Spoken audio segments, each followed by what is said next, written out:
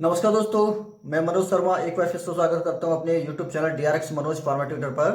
दोस्तों, आज की वीडियो में बात करेंगे एजिथ्राल टैबलेट के बारे में। जी हाँ दोस्तों, इसका यूज क्या है, साइड इफेक्ट क्या है, किस पेशेंट को लेनी चाहिए, किसको नहीं लेनी चाहिए, इसकी डोज क्या होती है, क्या क्या प्रिकॉशंस होते हैं, तो सारा कुछ डिस्कस करेंगे आज की वीडियो में। अगर दोस्तों आप मेरे चैनल पर नए हैं तो ऐसे ही वीडियोज के लिए मेरे चैनल को सब्सक्राइब कीजिए, लाइक कीजिए, शेयर कीजिए। चलिए स्टार्ट करते हैं आज का वीडियो। तो फ्रेंड्स, बात करते हैं एजिथ्राल टैबलेट की कंपनी का। तो ये आपका एलेम्बिक फार्मास्यूटिकल का काफ़ी पुराना ब्रांड है, काफ़ी पॉपुलर ब्रांड है और मार्केट में आपको इजीली कहीं भी मिल जाता है। बात करें कंटेंट की, सॉल्ट की, तो इसमें आपका एजिथ्रोमाइसिन सॉल्ट होता है, कंटेंट होता है।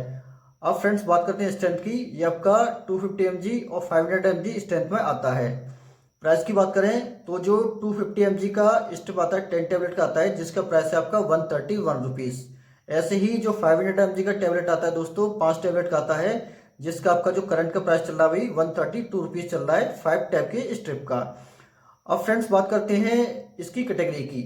तो जो एजिथ्रोमाइसिन सॉल्ट होता है आपका मैक्रोलाइड क्लास का एंटीबायोटिक है, ब्रॉड एक्सपेक्ट्रम एंटीबायोटिक है ये, जो ग्राम नेगेटिव और ग्राम पॉजिटिव दोनों टाइप के बैक्टीरिया को किल करता है।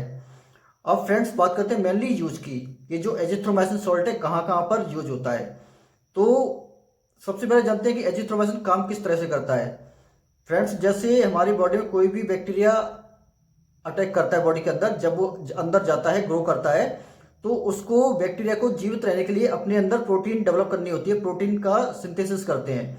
तो एजिथ्रोमाइसिन क्या करता है, जो बैक्टीरिया प्रोटीन का सिंथेसिस करता है, प्रोटीन को बनाता है अपने आप को जिंदा रखने के लिए, उस प्रोटीन के सिंथेसिस को स्टॉप करता है, रोकता है, जिससे धीरे धीरे करके वो बैक्टीरिया किल हो जाता है।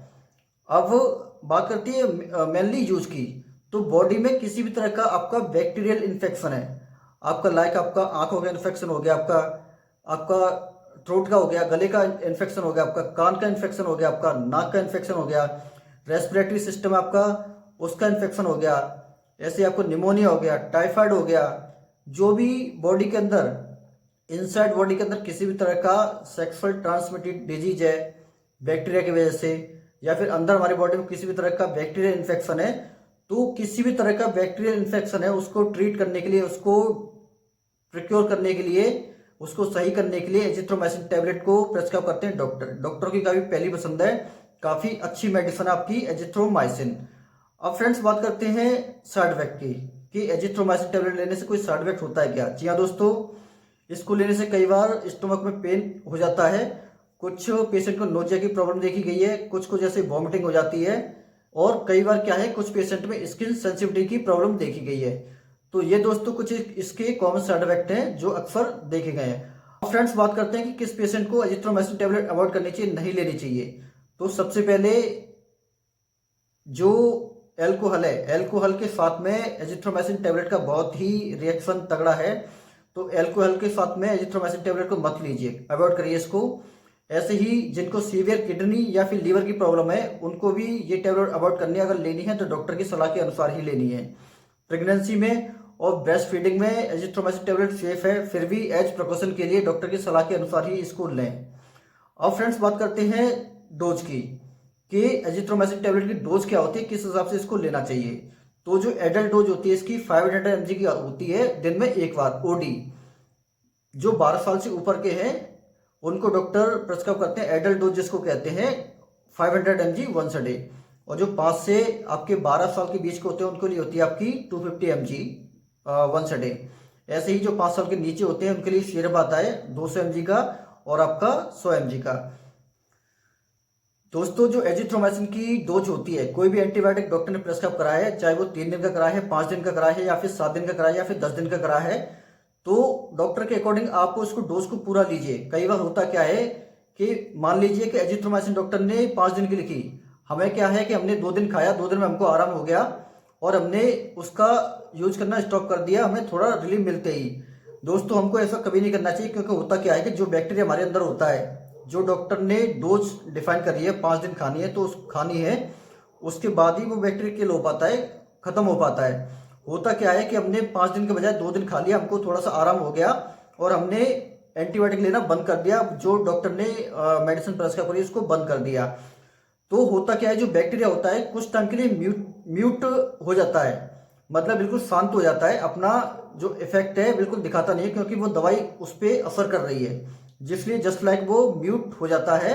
और जैसे ही आप उस मेडिसिन को स्टॉप कर देते हैं, लाइक आपने 2 दिन खाई, 2 दिन में आपको रिलीफ हो गया, बजाय 5 दिन के खाने के आपने स्टॉप कर दी, तो वो हफ्ते 10 दिन 15 दिन के लिए म्यूट हो जाएगा, पर फिर अपना एक्शन दिखाएगा।